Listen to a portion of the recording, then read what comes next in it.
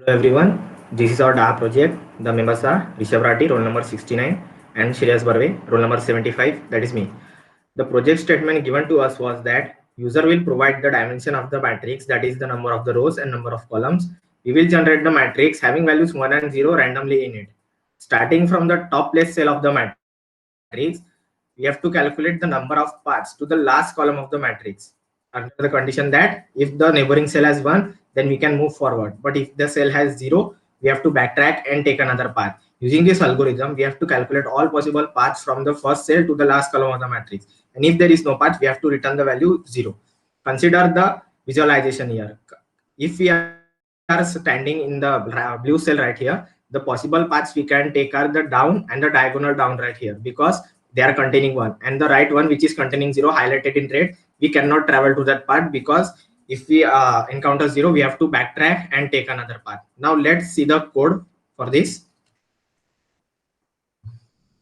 From here we can see that we have imported random and time it. We have done this project in Python.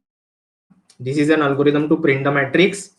This function right here appends the value to the sample path, as we have to print some of the paths which we are going to find in the matrix. Now we take input from the user, number of rows, number of columns. We generate a matrix using those rows and columns. We assign the first element of the matrix, that is cell 0, 0 to value 1, or else the algorithm will stop at that cell only. Then you print the matrix. Then we use an array for storing the last visited cell, and also queue for backtracking algorithm.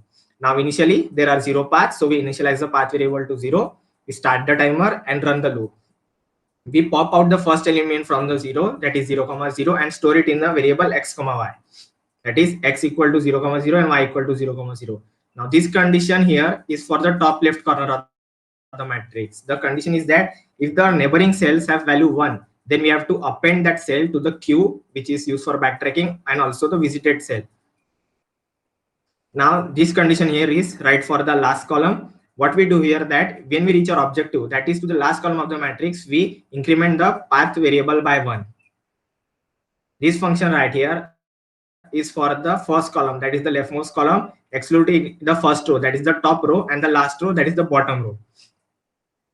And again we do the same, that is if we find the 1 in the neighboring cells, we append that cell to the queue and also to the last visited array.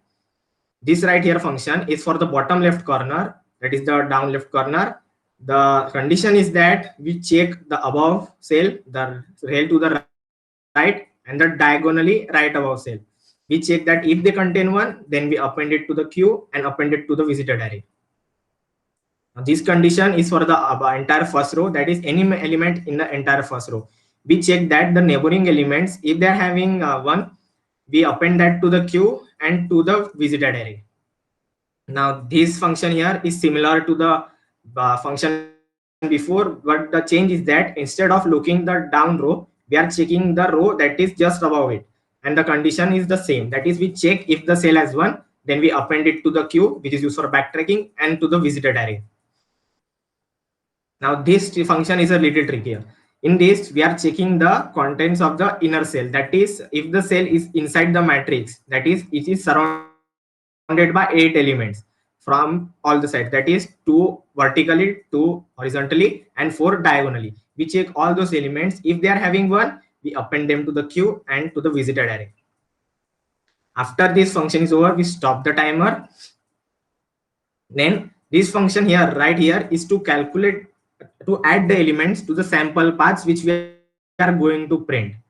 And this function right here prints the sample path and also the cost.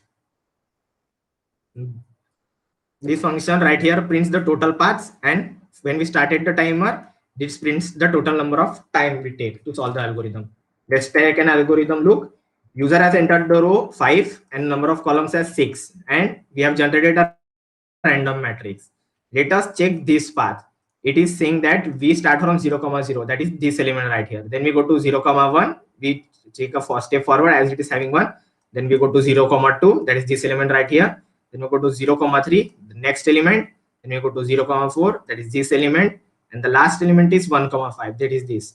Note that we started from the first cell of the matrix and we tracked down the path through 1 and reached the end column of the matrix. Now take us look at another path. In this path, we are starting from 0, 0, then we go to 0, 1, then we go to 0, 3, then we go to 0, 1, 4, and then go to 2, 5.